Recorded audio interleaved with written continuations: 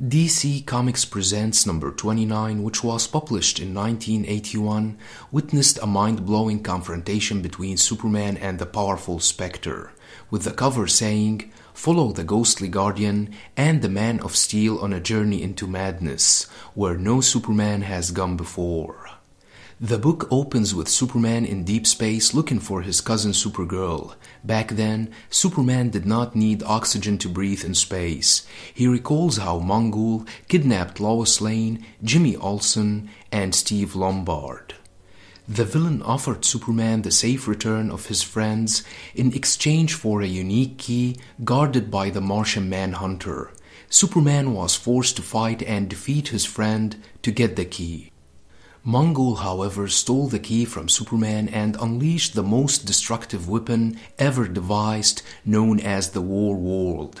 After returning his kidnapped friends to Earth, Superman asked his cousin to help him tracking down the weapon and hopefully destroy it. Supergirl had to fly faster than ever to penetrate the weapon's defensive shield, allowing Superman to access the computer system that formed the weapon's core. He reprogrammed the computers and turned the weapon's firepower on it, and the result was spectacular. But Superman can't find his cousin anymore.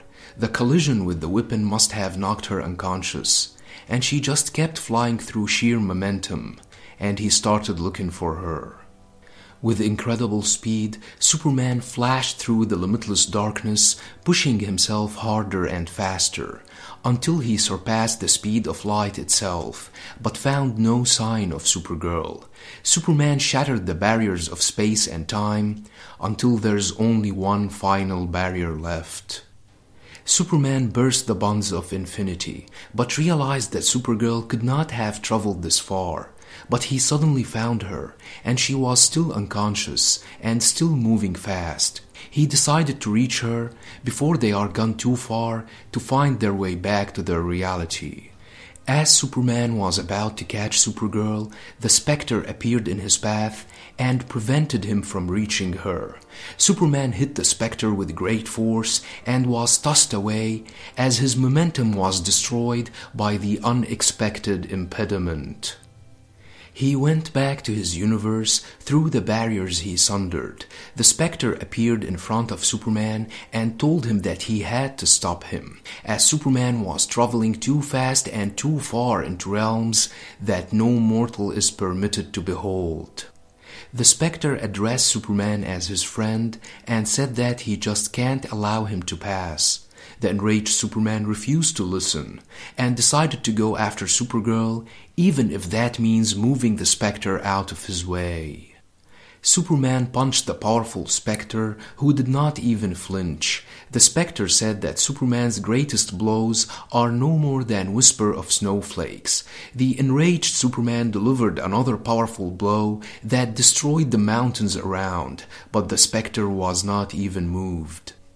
Superman thought that if he can't beat the Spectre with sheer strength, then he may outrun him, as no one can match Superman's speed except the Flash, but he found that the Spectre was even faster and appeared in his way wherever he turned his face.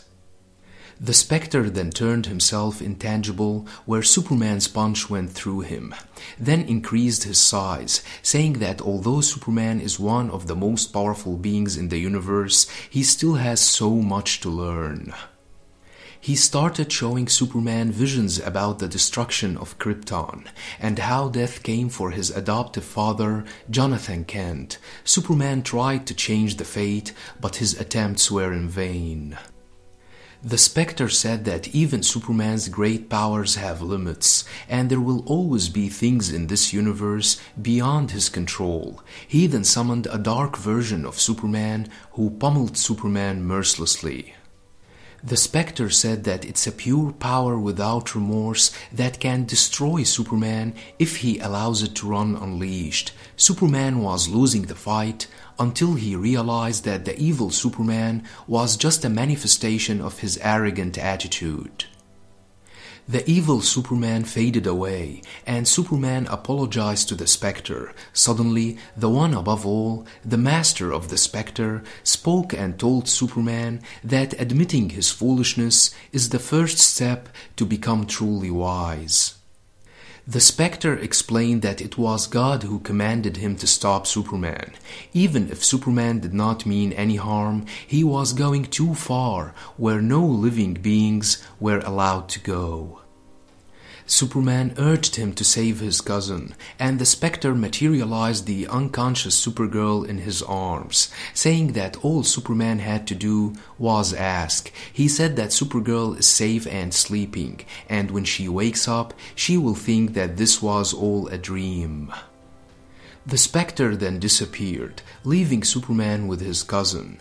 Superman reflected that power for power's sake is worthless, and that power must be tempered with conscience. Supergirl then woke up and asked what happened to her, and Superman started telling her the story on their way back to Earth.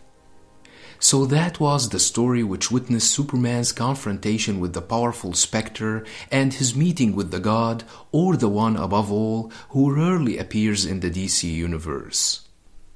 In this book, Superman arguably pulled off one of his most amazing feats of speed ever, as he flew faster than light speed and burst the very bonds of infinity itself to find his cousin.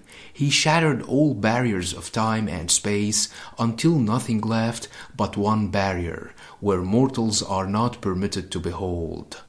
Hope you liked the video. Don't forget to subscribe, share, and like. Thanks for watching and have a nice one.